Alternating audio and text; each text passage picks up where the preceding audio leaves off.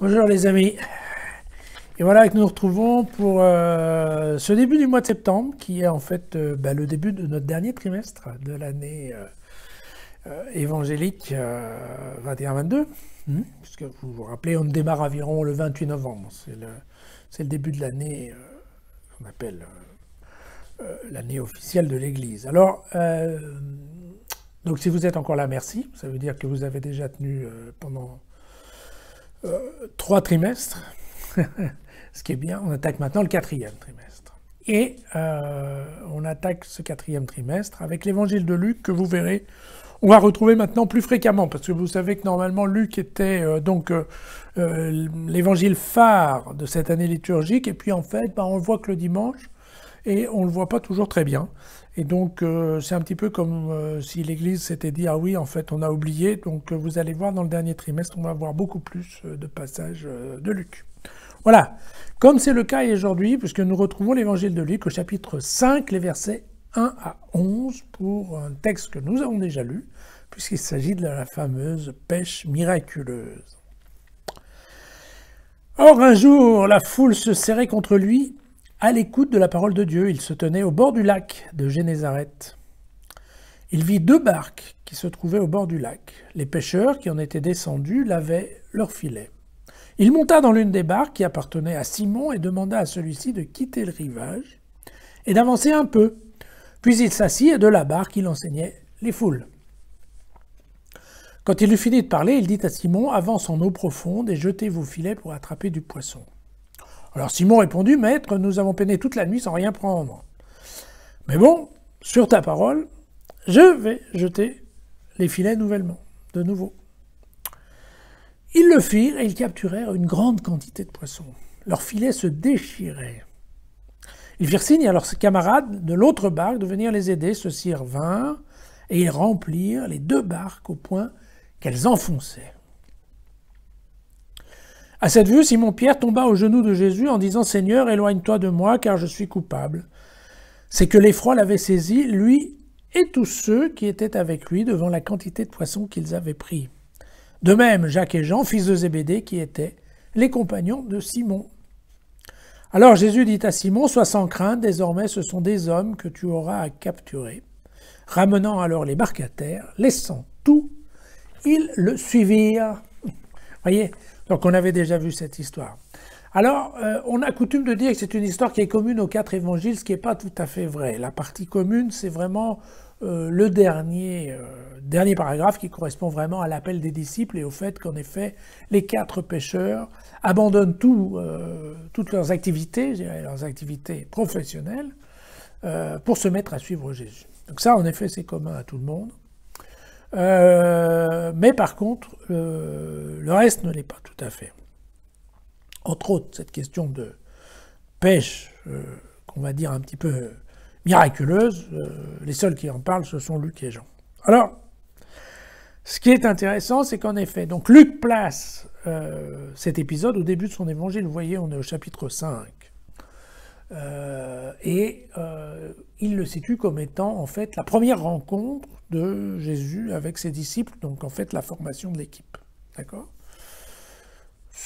Dans l'évangile de Jean, cet épisode se retrouve à la fin de l'évangile, ou en tout cas c'est pas à la fin, c'est en tout cas après la résurrection. Et il correspond en fait à la première apparition, à la première rencontre, si on veut bien, de Jésus ressuscité avec ses disciples, entre autres avec Simon-Pierre.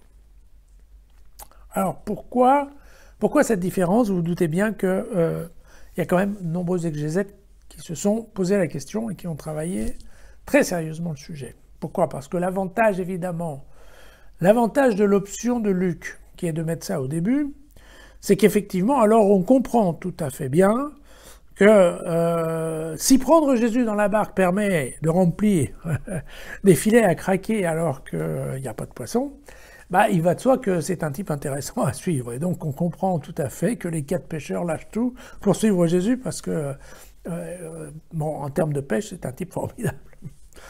Voilà. Alors, mais par contre, on a toujours du mal à comprendre un petit peu cette phrase de Simon qui lui dit « Seigneur, éloigne-toi de moi car je suis coupable ». Voilà.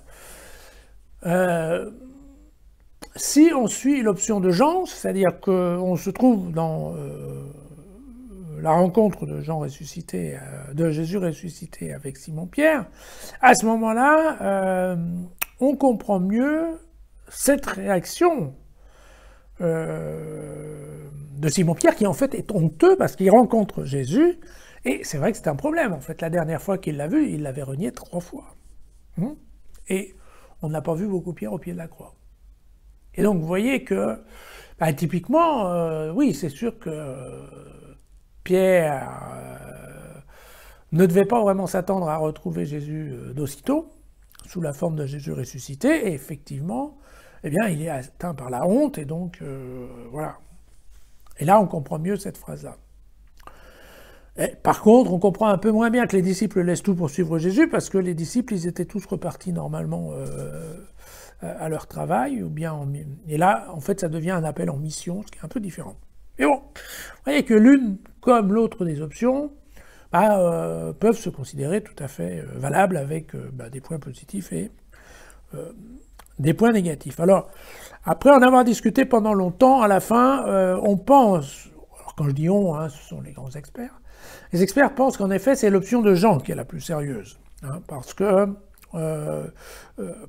effectivement, la notion de la réaction de Simon-Pierre, elle fait tout à fait du sens. D'ailleurs, elle correspond probablement à une tradition qui existait dans les premières églises.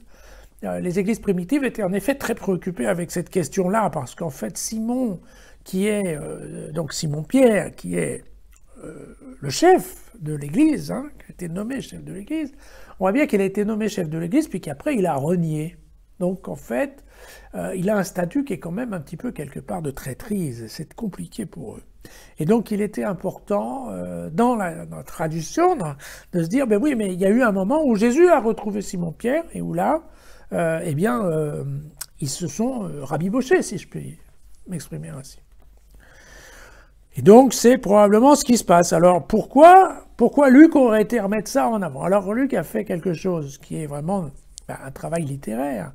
Pourquoi? Parce que lui, dans l'évangile de Luc, alors, je ne sais pas si vous, bien entendu, vous êtes comme moi, vous ne le connaissez pas par cœur, mais dans l'évangile de Luc, toutes les apparitions de Jésus ressuscité ont lieu le jour de Pâques. Toutes.